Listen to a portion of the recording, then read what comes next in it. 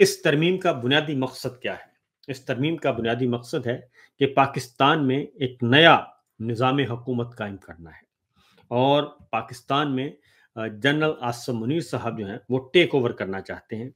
लेकिन वो चाहते ये हैं जनरल आसिम मुनीर साहब कि मैं टेक ओवर भी करूं, यानी कि मार्शल लॉ भी लगे, लेकिन दुनिया को पता चले कि ये मार्शल लॉ नहीं है।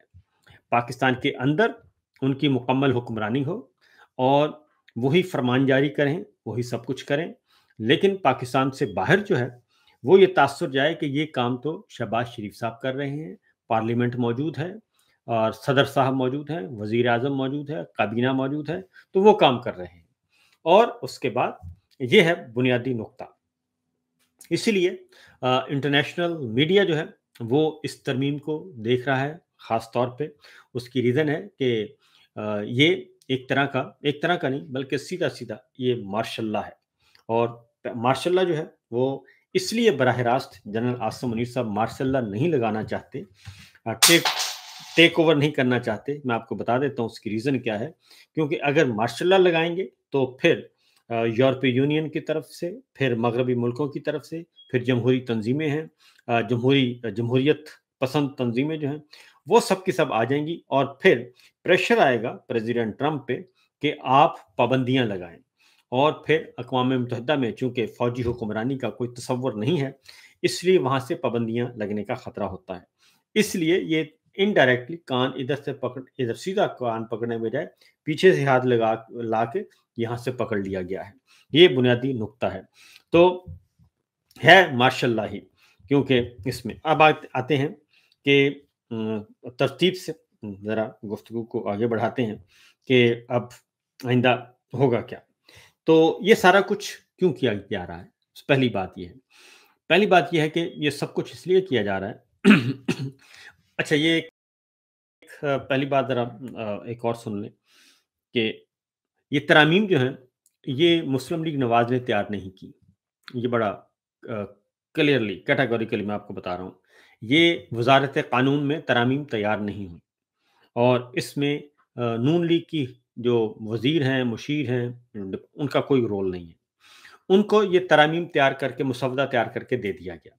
ये सारे का सारा तैयार हुआ रावलपिंडी में, रावलपिंडी हेडक्वार्टर और जनरल साहब की अपनी निगरानी में।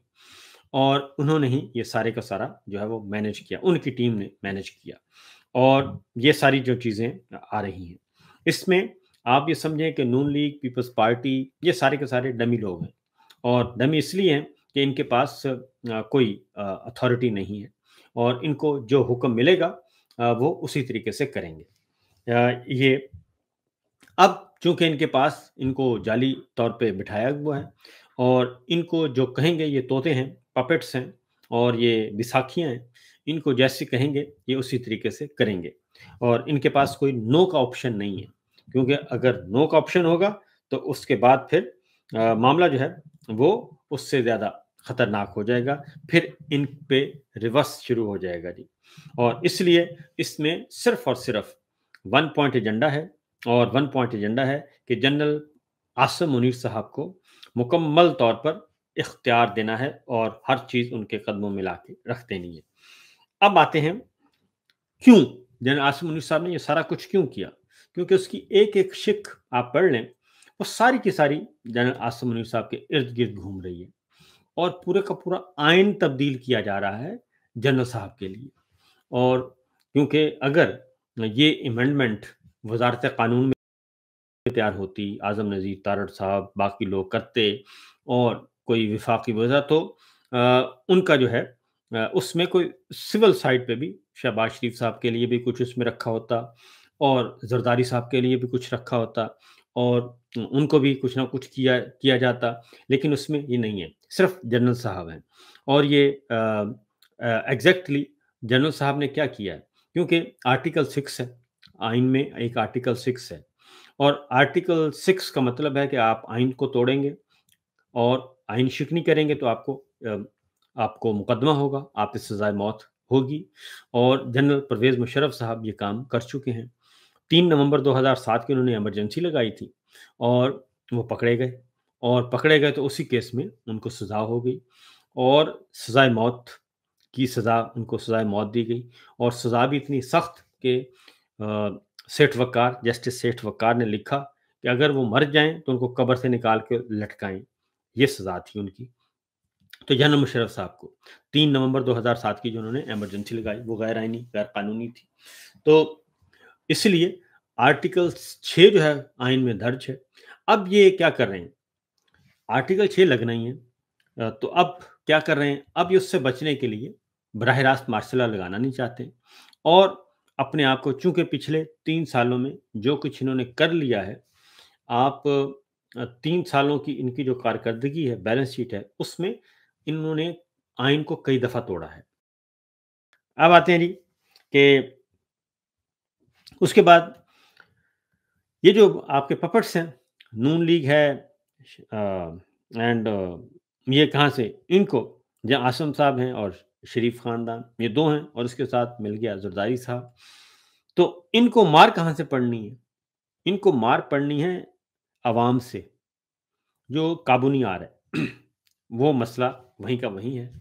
जब भी इलेक्शन होंगे, क्योंकि कभी ये सोचते हैं कि ओवरसीज़ पाकिस्तानियों को फ़ारिग कर दें, कभी ये सोचते हैं कि हम इलेक्शन एज बढ़ा दें, 18 साल के बजाय 30 साल कर दें। भाई 30 साल करेंगे तब भी पाकिस्तान की आवाम वही है, वोटर तो वही है। तो ये भी चीज़ें समझ नहीं आ रही जनरल साहब को और मरियम साहिबा को और ये सारे आले शरीफ को। जो मार पड़नी है वो अवामी सतह पे पड़नी है।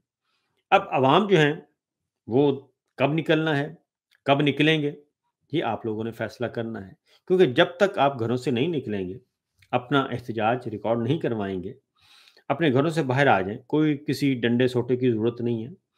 घरों से बाहर जब तक आप नहीं निकलेंगे, सड़कों पे आके दुनिया को नहीं बताएँगे कि भई ना हम एहतजाज कर रहे हैं। आपने देखा कि बांग्लादेश में एहतजाज हुआ, 7 दिन के अंदर-अंदर 15 साल से वहाँ की जो फिस्तायत थी और उनका चीफ जस्टिस भी उनका था, इलेक्शन कमीशन भी उनका था, सुप्रीम कोर्ट भी उनकी थी, आर्मी चीफ भी उनके थे, सब कुछ 15 साल से वो और अपोज़िशन सारी की सारी अंदर दी हुई थी। जेल में पड़ी थी बेगम खालदा ज़िया। तो ये सारा कुछ बांग्लादेश हसीना वाजिद साहिबा ने भी यही कुछ किया हुआ था। लेकिन जब अवाम निकले, तलबा निकले और 7 दिन के अंदर-अंदर माहौल सारा बदल दिया और अब वही बांग्लादेश है और हसीना वाजिद जो हैं, वो इस वक़्त भारत में सियासी पनाह लिए हुए हैं और पीछे से कार्रवाइयाँ चल रही हैं। चीफ जस्टिस गिरफ्तार हो चुका, चीफ इलेक्शन कमिश्नर को जूते पड़ रहे हैं उधर, जितने भी थे। यानी कि जिन लोगों के लिए वो काम करते थे, वो सारे जिन लोगों के लिए और खुफिया सेल पकड़े गए, खुफिया फ़ोर्स पकड़ी गई, वो सारी की सारी जिनके कहने पे ये सब कुछ हो रहा था, वो तो सियासी पनाह लेके बाहर बैठे हैं और जो कर रहे थे वो सारे इस वक़्त जेलों में पड़े हैं और उनका मुहासबा हो रहा है। तो लिहाज़ा उसके बाद हमने श्रीलंका को देखा, फिर हमने शाम को देखा और ये सारे मनाज़िर हमारे सामने हैं और अफ़गानिस्तान में भी ये हो चुका है। तो जब तक ईरान में आपने देखा कि ईरान का तख्ता उलटने की कोशिश की गई, लेकिन वहाँ के गवर्नमेंट और अवाम जो है वो जुड़ी हुए थे, फ़ौज और अवाम जुड़े हुए थे और वो सब वहाँ पे कामयाब नहीं हो सके। लेकिन जहाँ पे फस्तायत थी, तो वो नतीजा आपके सामने है। तो लिहाज़ा शाम हो, श्रीलंका हो, अफ़गानिस्तान हो और बांग्लादेश हो, तो हर जगह यही होता है। नेपाल में भी ये हो चुका है और ये सारे का सारा इस रीजन में हमारे हो चुका है। तो पाकिस्तान के अवाम, क्योंकि किसानों के साथ इतना ज़ुल्म हुआ, लेकिन किसान बाहर नहीं निकले और उसके बाद ताजरों के साथ, कारोबारी लोगों के साथ और फिर सियासी कारकुनान के साथ वो कहते हैं कि जी आज इसकी बारी है। मीडिया के साथ इतना कुछ हो चुका है, शहीद अरशद शरीफ से लेके अब तक जितने वाक़यात हो चुके, तो सारे सारे कहते हैं कि हाँ, हमारा तो नहीं है ना, बस ये ठीक है जी, ये इनका मसला है, तो कोई बात नहीं, हम तो ठीक हैं। तो बारी-बारी सबकी बारी आनी है। तो इसलिए ये जितना भी हो रहा है, फिर जजेस का ये भी हुआ कि 6 जजेस ने खत लिखा, उस पे काज़ी साहब बुक हो गए और उनको हालाँकि ये सारी की सारी अब अगर उस वक़्त जुडिशरी खड़ी हो जाती, 6 जजेस और जस्टिस मंसूर अली शाह साहब, जस्टिस मुनीब अख्तर साहब, अतर मिनल्ला साहब, आयशा मलिक साहब, इनके साथ अगर खड़े हो जाते, सारे ऑनरेबल जजेस खड़े हो जाते, तो आज ये ना होता जो सुप्रीम कोर्ट पूरी की पूरी अदलिया ही उसको बुलडोज किया जा रहा है। तो ये इसलिए जनाब, ये जब तक नहीं करेंगे उस वक्त तक मामला इस तरह रहेंगे। पाकिस्तान के अवाम निकलेंगे, सड़कों पर आएंगे, दुनिया देखेगी। कश्मीर में हमने देख लिया, आज़ाद कश्मीर में वो कश्मीर के अवाम निकले और 5 दिन के अंदर अंदर उन्होंने अपने मुतालबात मनवा लिए। उन्होंने कुछ नहीं किया, उनके पास कोई ताकत नहीं थी, कुछ नहीं, कोई बंदूक नहीं, कोई गोली नहीं, कोई डंडा नहीं, सिर्फ सड़कों पे आके बैठे हैं। और उनके जो शहीद हुए वो भी उन्होंने वहीं जनाजा पढ़ाया। उन्होंने कहा जी जनाजा इधर ही होगा, हमने घर नहीं जाना, वहीं पे तदफीन, वहीं पे जनाजा, वहीं पे सब कुछ, लेकिन उन्होंने सड़कें नहीं छोड़ी। तो ये वो बातें हैं जी, ये वो चीज़ें हैं। तो सियासी जमातें ये जहन में रखिएगा कि ये पाकिस्तान तहरीक इंसाफ के खिलाफ नहीं है जो कुछ हो रहा है 27वीं तरमीम, ये तमाम सियासी जमातों को डिमोलिश करने का प्लान है। तमाम सियासी जमातों को फारिग करके, तमाम सियासी लीडरों को फारिग करके और वहाँ पे एक फ़ौजी हुक्मरानी कायम की जाए, फ़ौजी हुक्मरानी। और उसके रूहे रवां होंगे जनरल आसिम मुनीर साहब, और वो ताहियात रहना चाहते हैं, वर्दी में रहना चाहते हैं। और जनरल साहब भी यही कहते थे कि मैंने वर्दी नहीं उतारनी, जनरल मुशर्रफ साहब, जनरल ज़िया साहब भी यही कहते थे, जनरल अयूब खान साहब भी यही कहते थे, याहिया खान भी यही कहता था कि हमने वर्दी नहीं उतारनी और हमने जाना नहीं, हमने घर नहीं जाना। लेकिन कोई भी नहीं रह सका जी, सब ने घर जाना है। और एक सिस्टम है और हमारे इदारों में इतनी सख्त है कि वो कोई भी आ जाए लीडरशिप वो संभालेगा। तो ये है सिचुएशन, ये है सूरत हाल। आगे जी सोहेल अफरीदी साहब का मामला। सोहेल अफरीदी साहब के मामले में आपको जी मुस्तनद इत्तला दे रहा हूँ, मुस्तनद इत्तला कि सोहेल अफरीदी साहब इस वक्त उनकी ज़िंदगी शदीद तरीन ख़तरे में है। क्योंकि एक तो जो माउथ पीस हैं वो खुलकर इस बात की तरफ इजहार कर चुके हैं और ख़ास तौर पे नून लीग भी कर चुकी है, और कुछ जो माउथ पीस दानिश्वर हैं वो भी कर चुके हैं। और अब मैं आपको एक वहाँ की जो खैबर पख्तूनख्वा, ज़ाहिर है हर सूबे की एक इंटेलिजेंस रिपोर्ट होती है और इंटेलिजेंस ब्यूरो वो भी सूबे के चीफ एग्जीक्यूटिव को रिपोर्ट करने का पाबंद होता है, वो भी अपना इनपुट देता है। फिर स्पेशल ब्रांच जो है वो खालिसतन सूबाई होती है और स्पेशल ब्रांच वाले अपनी रिपोर्ट सबमिट करते हैं।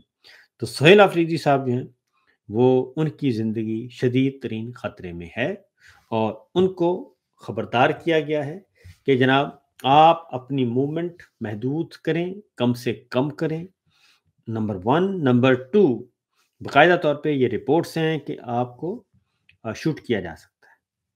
ये सोहेल अफरीदी साहब के लिए लेटेस्ट रिपोर्ट है कि आपको शूट किया जा सकता है।